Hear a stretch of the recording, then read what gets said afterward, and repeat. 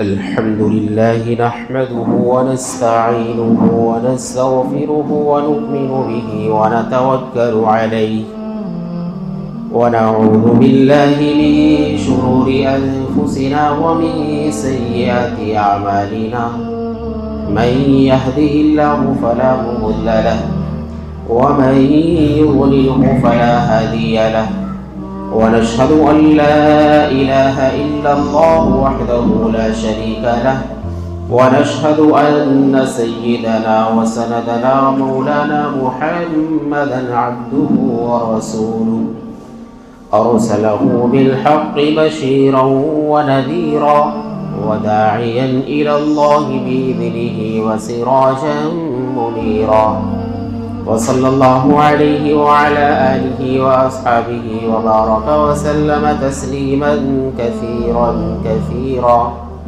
أما بعد فأعوذ بالله من الشيطان الرجيم بسم الله الرحمن الرحيم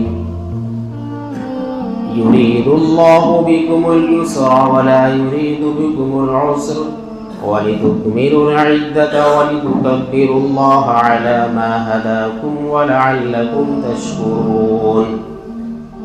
قال النبي صلى الله عليه وسلم التائب من الذنب كمن لا ذنب له. وقال النبي صلى الله عليه وسلم إن لكل قوم عيد وهذا عيدنا. آمنت بالله صدق الله مولانا العظيم وصدق رسوله النبي الكريم ونحن على ذلك لمن الشاهدين والشاكرين والحمد لله رب العالمين.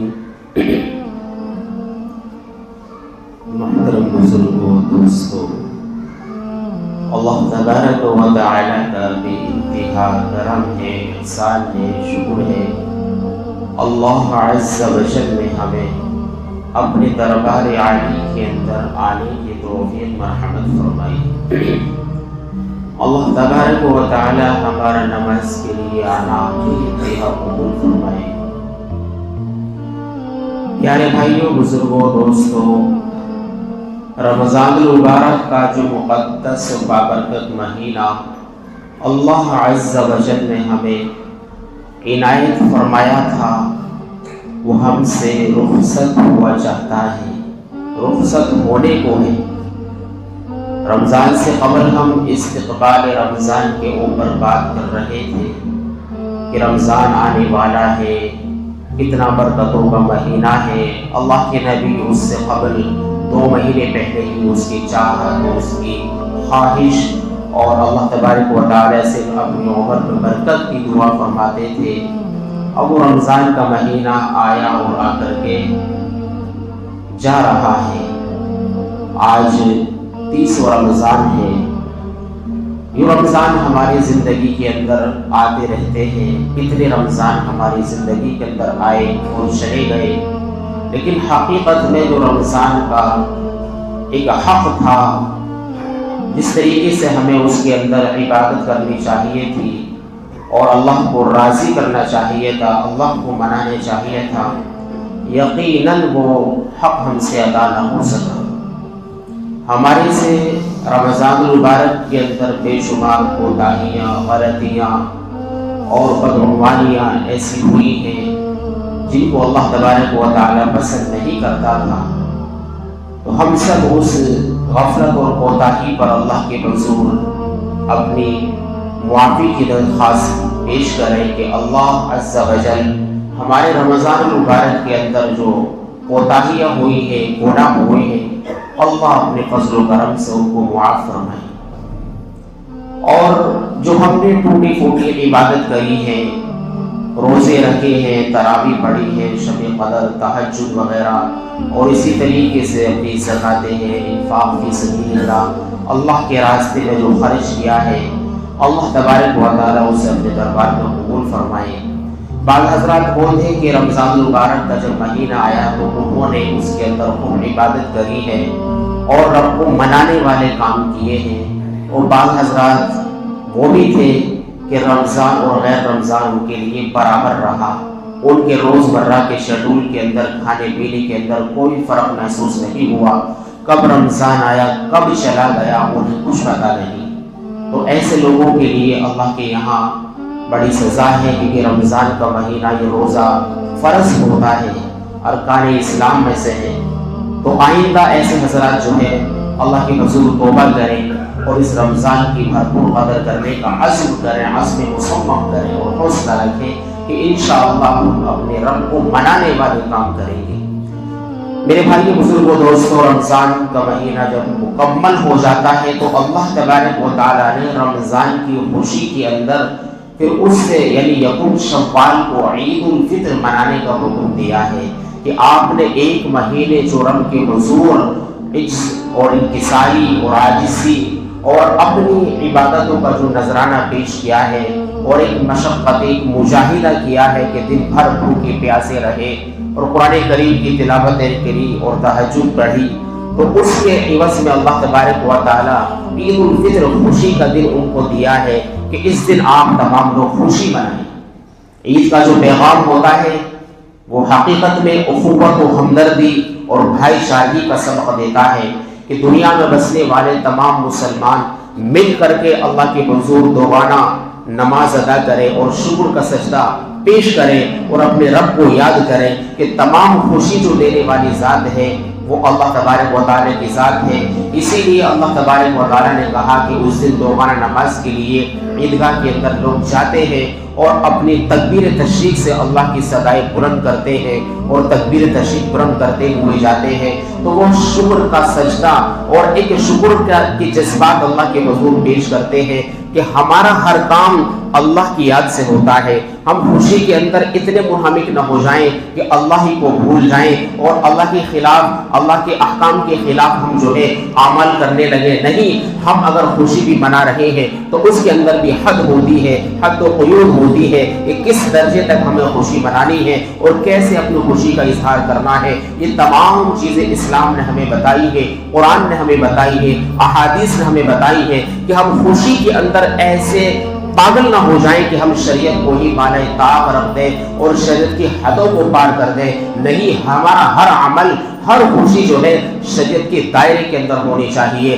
شریعت کے اور احکام کے مطابق ہونی چاہیے، اللہ کے احکام اور قوانین کے مطابق ہونی چاہیے۔ اس لیے فرمایا کہ جب عید کا دن آتا ہے تو اس میں بعض علماء نے بہت ساری سنتیں لکھی ہیں۔ ان سنتوں کے اندر سب سے پہلی سنت جو حضرت مولانا اشرف علی تھانوی نور اللہ مرقدہ نے لکھی ہے، یہ لکھا ہے کہ عید کے دن شریعت کے موافق اپنی آرائش کرنا، یعنی عید الفطر کے دن شریعت کے موافق اپنے آپ کو سجانا، ڈیکوریٹ کرنا، اس میں جو قید لگائی ہے شریعت کے موافق۔ ایسا نہیں ہم داڑھی کٹا دیں، ہم فیشن ایبل جو ہے بال کٹائیں، یہ شریعت کے خلاف ہو جائیں گے۔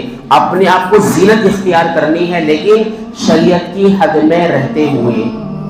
تو پہلی سنت یہ قرار دی ہے کہ شریعت کے موافق اپنے آرائش کرنا، اور اسی طریقے سے عید کے دن جو ہے غسل کرنا اور عید کے دن مسواک کرنا اور اسی دن اور عید کے دن عمدہ سے عمدہ کپڑے پہننا۔ کسی کے پاس نئے کپڑے ہو تو الحمدللہ، اگر نئے کپڑے کا موقع نہیں ہے تو جو اس کے پاس سب سے اچھے عمدہ کپڑے ہوں ان کو استعمال کرنا، اور اسی طریقے سے عید کے دن خوشبو لگانا ہے، اور اسی طریقے سے عید کے دن بہت سویرے اٹھنا، یہ بھی سنت ہے۔ عید کے دن سویرا اٹھ جائیں، فجر کی اذان پہ اٹھ جائیں، اور اسی طریقے سے عید کے دن سویرا اٹھنا اور عید کا سویرے جانا یہ الگ سنت ہے، اور عید کی نماز عید کا پڑھنا یہ الگ سنت ہے۔ اور اسی طریقے سے جو ہے میٹھی چیز کھا کر کے جانا، کوئی چھوارا ہو، کھجور ہو، شیر وغیرہ، سوئی کے کھیر وغیرہ بھی آپ کھا سکتے ہیں، یہ کھا کر کے جانا۔ یوم الاضحیٰ پر کیا ہوتا ہے کہ آپ بھوکے جائیں گے اور آ کر سب سے پہلے اپنی قربانی کا گوشت کھائیں گے، لیکن عید الفطر پر کوئی میٹھی چیز کھا کر کے جانا یہ سنت ہے۔ اور اسی طریقے سے جو ہے ایک راستے سے جانا دوسرے راستے سے واپس آنا یہ بھی سنت ہے۔ اس کے اندر بڑی علماء اکرام نے مصلحتیں لکھی ہیں کہ ہر جگہ 2 گواہوں کی ضرورت پڑتی ہے۔ نکاح کا نمبر آیا 2 گواہ کی ضرورت ہے، طلاق میں جو ہے اسی طریقے سے 2 گواہ ہوتے ہیں۔ کوئی آپ نے تجارتی معاملہ کیا ہے، معاملہ کر رہے ہیں، خرید و فروخت کا کوئی معاملہ ہے، 2 گواہ اس پر قائم کر لیے جائے۔ تو فرماتے ہیں کل قیامت کے دن ہمارے بدن کے تمام اعضاء بھی اللہ کے حضور ہمارے گناہوں کی گواہی دیں گے۔ تو یہ جو دو راستے ہیں جس سے ہم عید کی نماز پڑھنے کے لیے گئے اور ایک سے گئے ایک سے واپس آئے، یہ دونوں راستے اللہ کے حضور گواہی دیں گے کہ یہ تکبیر تشریف کو بلند کرتے ہوئے عید الاضحیٰ عید الفطر یا عید الاضحیٰ کی نماز کے لیے گئے تھے، ایک گواہی پیش کریں گے، کیونکہ قرآن کی آیت ہے یوم عید تحدث اخبارہا، کہ زمین جو ہے کل قیامت کے دن خبر نشر کرے گی، زمین کا حصہ اللہ کے حضور بولے گا کہ میری پشت پر یہ گناہ کیا گیا تھا، یہ اس نے فلاں کام کیا تھا۔ تو یہ دونوں راستے اللہ کے حضور گواہی پیش کریں گے، اور بھی بڑی مصلحتیں لکھی ہے۔ اسی طریقے سے عید الفطر کے اندر جو ہے صدقۃ الفطر ادا کرنا، صدقۃ الفطر ادا کرتے ہوئے جانا، عید کی نماز سے پہلے اس کو ادا کرنا واجب ہوتا ہے جو آدمی مالدار ہوتا ہے، لیکن اس کا مسئلہ زکوٰۃ کے اعتبار سے نہیں ہے، زکوٰۃ کا تو سال کا گزرنا ضروری ہوتا ہے، لیکن صدقۃ الفطر کے لیے آدمی ٹھیک ٹھاک اپنے گھر کے اندر زندگی بسر کر رہا ہے، روزمرہ کی چیزیں اس کے پاس موجود ہے، کپڑے لتے گھر کے ضرورت کے سامان ہیں، تو اس کو بھی صدقۃ الفطر اپنی طرف سے ادا کرنا چاہیے، بھلے ہی اس کے پاس اتنا مال نہ ہو کہ اس سے جو ہے اس پر زکوٰۃ فرض ہو۔ تو اسی طریقے سے صدقۃ الفطر اپنی نابالغ اولاد کی طرف سے ادا کرنا یہ بھی جو ہے باپ کے اوپر ضروری ہوتا ہے۔ ہاں کسی کے بالغ بچے ایسے ہیں جو ساتھ میں کاروبار کر رہے ہیں، کام میں لگے ہوئے ہیں، سب کی طرف سے بھی ادا کیا جا سکتا ہے، کیونکہ ہندوستان کے معاشرے کے اندر ایسا ہوتا ہے جو کنوارے بچے ہوتے ہیں وہ سب والد کے ساتھ لگے ہوئے ہوتے ہیں، تو باپ کو چاہیے سب کی طرف سے ادا کرے، ورنہ بالغ آدمی کو چاہیے اپنی طرف سے خود ادا کرے۔ تو نابالغ جو ہے اولاد کی طرف سے صدقۃ الفطر ادا کرنا ہے۔ جو بچہ صبح صادق سے قبل پیدا ہوا، یہ جو صدقۃ الفطر واجب ہوتا ہے جیسے ہی صبح صادق ہوتی ہے، جو اذان کا وقت ہوتا ہے فجر کی، یہ ایک دم سے واجب ہو جاتا ہے۔ جو اس سے پہلے جو پیدا ہوا ہے کوئی بچہ، اس کی طرف سے بھی صدقۃ الفطر ادا کیا جائے گا۔ ہاں صبح صادق کے بعد اگر کوئی بچہ پیدا ہوا ہے اس کی طرف سے دینا واجب نہیں ہے، صبح صادق پر یہ جو ہے واجب ہوتا ہے۔ تو اسی طریقے سے صدقۃ الفطر کے ذریعے اللہ تبارک و تعالیٰ یہ پیغام دینا چاہتے ہیں کہ اللہ تبارک و تعالیٰ یہ چاہتے ہیں کہ خوشی کے جو مواقع آئے، خوشی کے کوئی دن آئے، خوشی کا کوئی موقع آئے، تو ایسا نہ ہو کہ خوشی کے اندر صرف امیروں کے گھروں کے اندر جو ہے خوشی کے چراغ جلے، ایسا نہیں ہونا چاہیے، بلکہ جو کمزور طبقہ ہے، جو نادار طبقہ ہے، جو ضرورت مند ہے، جو دکھی انسان ہے، ان کے گھروں کے اندر بھی خوشی آنی چاہیے۔ ایسا نہ ہو کہ خوشی سمٹ کر صرف امیروں کے محلوں کے اندر رہ جائے، نہیں، تمہارے سماج کے اندر جتنے کمزور طبقہ ہے، غریب لوگ ہیں، نادار لوگ ہیں، ان کے گھروں کے اندر بھی خوشی آنی چاہیے، لیکن وہ خوشی کس طریقے سے آئے گی؟ جب ان کے گھر کے اندر راشن موجود ہوگا، کھانے پینے کی اشیاء موجود ہوں گی۔ کسی کے گھر میں اگر کھانے ہوئے نہ ہو، ایک دن کا بھی اگر اس کے اندر نان نقطہ گھر کے اندر نہ ہو، تو وہ کیا خوشی منائے گا؟ تو فرمایا کہ تم صدقۃ الفطر ادا کرو گے تو غریب کو جو ہے یہ فکر نہیں ہوگا کہ آج کھانے کو کہاں سے آئے گا، پکانے کو کہاں سے آئے گا، اس کے گھر میں کم از کم ایک دن کا راشن تو موجود ہونا چاہیے، تو پھر وہ جو ہے وہ بھی خوشی منائے گا، عید کی خوشی منائے گا۔ تو فرمایا اسلام یہ چاہتا ہے کہ ہر خوشی کے مواقع پر غریبوں کا حصہ بھی لگایا جائے۔ قربانی کے موقع پر کیا حکم ہے؟ آپ نے کوئی جانور ذبح کیا ہے، اس کا 1/3 کیا جائے، اس کے 3 حصے کیے جائیں، ایک حصہ اپنے بال بچوں کے لیے، گھر کے لیے استعمال کے لیے رکھا جائے، ایک حصہ رشتہ داروں میں تقسیم کر دیا جائے، اور ایک حصہ جو ہے وہ کس کے لیے ہے؟ بتائیے، ایک حصہ غریبوں کا حق ہے، یعنی کہ قربانی آپ نے کری ہے تو غریبوں کا حصہ بھی ضرور لگایا گیا ہے، کہ غریبوں کو بالکل چھوڑ نہ دیا جائے۔ کوئی بھی خوشی کا پیغام آ رہا ہے تو غریبوں کو، نادار لوگوں کو اس میں یاد کیا جائے گا۔ قربانی کے حصے کے اندر غریبوں کو الگ سے حصہ بتایا گیا ہے، یقسم الاضحیۃ ثلاثا اثلاب، یہ حدیث ہے کہ فرمایا کہ غریبوں کا حصہ قربانی کے حصے میں لگایا جائے گا۔ اسی طریقے سے آپ شادی کر رہے ہیں، نکاح کر رہے ہیں، ولیمے کا حکم ہے، تو ولیمہ جب آپ نے کیا ہے تو خوشی کا موقع ہے، تو فرمایا اللہ کے نبی نے کہ شر الطعام طعام الولیمہ، سب سے برا ولیمہ وہ ہے یدعا لہ الاغنیاء ویترک الفقراء، کہ جس میں مالداروں کو بلایا جائے، غریبوں کو چھوڑ دیا جائے۔ تو بتلانے کا مقصد کیا ہے؟ کہ خوشی کا موقع ہے، آپ ولیمہ کر رہے ہیں تو غریبوں کو اس میں بھی نہیں بھولنا ہے۔ ایسا نہ ہو کہ امیروں کو آپ نے انوائٹ کیا ہے، ان پر آپ نے خرچ کر دیا، نہیں، غریبوں کو بلایا جائے، غریبوں کا بھی حصہ اس کے اندر لگانا چاہیے. ہم لوگ اس چیز میں بڑے غافل ہیں کہ مالداروں کو دعوت دی جاتی ہے, ایسے پروگراموں کے اندر نہیں, کمزور طبقے کو بھی اس کے اندر انویٹیشن دینا چاہیے. اسی کو فرمایا شر الطعام طعام الولیمہ, کہ سب سے برا ولیمہ وہ ہے کہ جس میں مالداروں کو بلایا جائے, وَيُتْرَكُ الْفُقَرَاءَ, اور غریبوں کو چھوڑ دیا جائے. تو اس لیے فرمایا کہ جب ہم خوشی منا رہے ہیں, عید الفطر کی خوشی منا رہے ہیں, تو ہم غریبوں کو یاد کریں, ان کو صدقۃ الفطر ادا کرتے ہوئے جائیں. اللہ کے نبی نے یہ پیغام دیا ہے کہ سماج کی جو کمزور طبقہ ہے ان کو سہارا دیا جائے. ہم لوگ مرنے کے بعد لوگوں کو کندھا دیتے ہیں, نہیں, ہم زندوں کو کندھے کا سہارا دینے کی کوشش کریں. مرنے کے بعد تم کیا سہارا دے رہے ہو, کیا کندھا دے رہے ہو؟ ارے زندوں کو کندھا دیجیے, انہیں بھی خوشی ہوگی. ایک انگریز کا مقولہ ہے کہ ہم لوگ جو ہیں, کوئی مر جاتا ہے, ہمارے ہاں تو کنسپٹ نہیں ہے پھول ڈالنے کا, ان لوگوں کے یہاں پھول ڈالے جاتے ہیں قبر پر. تو اس نے کہا کہ ہم لوگ مرنے کے بعد اس کی قبر پر پھول ڈالتے ہیں, کاش ہم زندگی میں اسے فلاور پوٹ دیتے, اس کو خوشبوؤں کا, اسے پھولوں کا گلدستہ پیش کرتے, تو اسے بھی خوشی ہوتی, ہمیں بھی خوشی ہوتی. یہ مرنے کے بعد تم کیا اس کی قبر پر پھول ڈال رہے ہو؟ زندوں کا ہم سہارا بنے, زندوں کو کندھا دینے کی ہمیں کوشش کرنی چاہیے.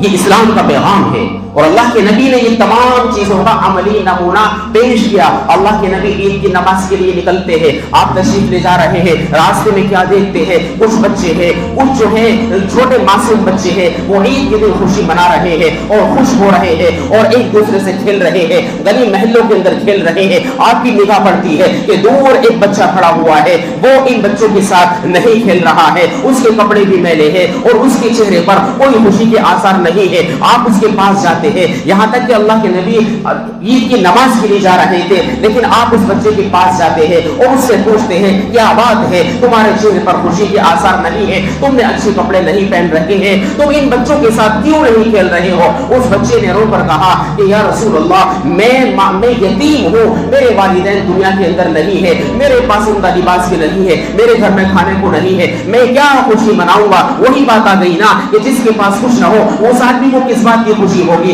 اللہ کے نبی اس بچے کو اپنے گھر لاتے ہیں, یعنی عیدگاہ جا رہے تھے لیکن واپس اس کو گھر لاتے ہیں. اب عائشہ سے کہتے ہیں کہ اس کو للا دیجئے, اس کو دھلا دیجئے, اس کو عمدہ لباس پہنا دیجئے.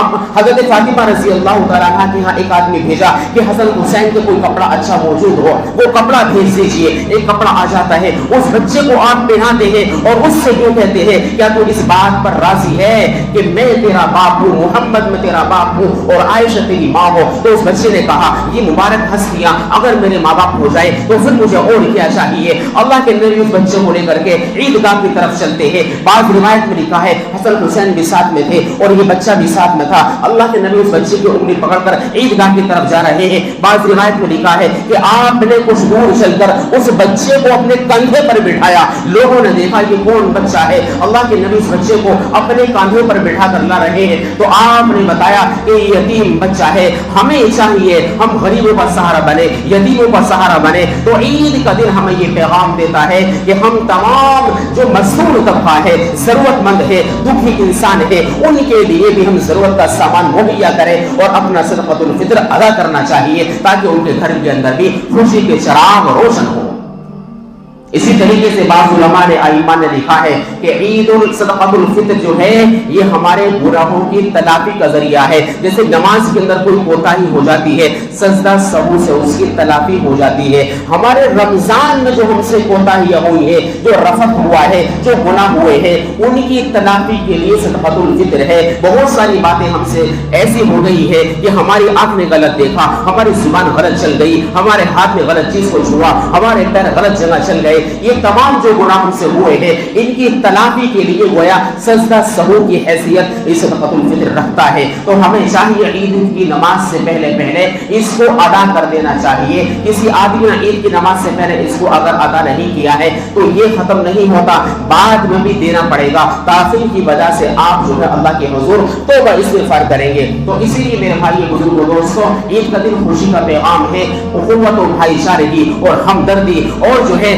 تمام لوگ مل جل کر جو ہے اللہ کے حضور جو ہے خوشی کا اظہار کریں، ایک دوسرے کو اپنے سینے سے لگائیں، اپنے دلوں سے حسد کو دور کریں، ایک دوسرے کا ہم جو ہے خیر خواہ بنے، کسی کے بدخواہ نہ بنے، اور سب مل جل کر اس خوشی کے پیغام کو، عید کے تہوار کو منائیں۔ یہی پیغام ہمیں ملتا ہے کہ ہم تمام لوگوں کے ساتھ مل جل کر خوشی منائیں۔ کوئی گھر ایسا نہ ہو جس کے اندر جو ہے یعنی کہ تنگی اور افلاس کی وجہ سے کھانے کا سامان نہ ہو اور خوشی کا سامان نہ ہو۔ ہم ایسے لوگوں کو ہمیں تلاش کرنا چاہیے کہ کوئی آدمی پریشان تو نہیں ہے جسے ہمارے صدقہ و خیرات کی ضرورت ہو۔ جب ہم اس طریقے سے خوشی منائیں گے تو اللہ تبارک و تعالی عید کے میدان کے اندر کیا فرماتا ہے، فرشتوں سے معلوم کرتا ہے کیا بدلہ ہے اس مزدور کا جو اپنا کام پورا کر چکا ہے، یعنی جو عبادت پوری کر چکا ہے، روزے رکھ چکا ہے، تراویح پڑھ چکا ہے۔ تو فرشتے یہ کہتے ہیں کہ اللہ اس کا بدلہ یہی ہے کہ اس کی مزدوری پوری کی پوری اس کی ادا کر دی جائے۔ تو اللہ تبارک و تعالی کہتے ہیں کہ تم گواہ رہنا،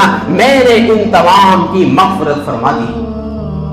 جب ہم لوگ عید کی نماز سے واپس لوٹتے ہیں تو بخشے بخشائے اپنے گھروں کو لوٹتے ہیں، کیونکہ اللہ کے نبی کی حدیث ہے من صام رمضان ایمانا واحتسابا غفر له ما تقدم من ذنبه، جس نے ایمان و احتساب کے ساتھ رمضان کا مہینہ گزارا اس کے تمام پچھلے گناہ معاف کر دیے جاتے ہیں۔ اللہ ہم سب کے حق میں یہ اعلان معتبر فرمائے کہ اللہ ہم سب کی عید کے میدان کے اندر مغفرت فرما دے، اور جو رات آنے والی ہے یہ لیلۃ الجائزہ ہے، اس کے اندر بھی عبادت کرنی چاہیے۔ ہم لوگ غفلت کے اندر ڈوب جاتے ہیں، ناچ گانوں کے اندر لگ جاتے ہیں، ہماری جو ہے پوری رات جو ہے مارکیٹ کی نظر ہو جاتی ہے۔ نہیں، یہ تو بڑی قیمتی رات ہے، اس کے اندر ہمیں عبادت کرنی چاہیے۔ اور جو دن آنے والا ہے یہ جو ہے یہ جزا ملنے کا دن ہوتا ہے، تو ہمیں چاہیے تمام گناہوں سے رکیں، اور جس طریقے سے ہم نے رمضان کے اندر مجاہدہ کیا ہے باقی 11 مہینوں کے اندر بھی اسی طریقے سے مجاہدہ کریں۔ اللہ کا خوف ہر کام کے اندر شامل حال رہے۔ ہم ایسا نہ ہو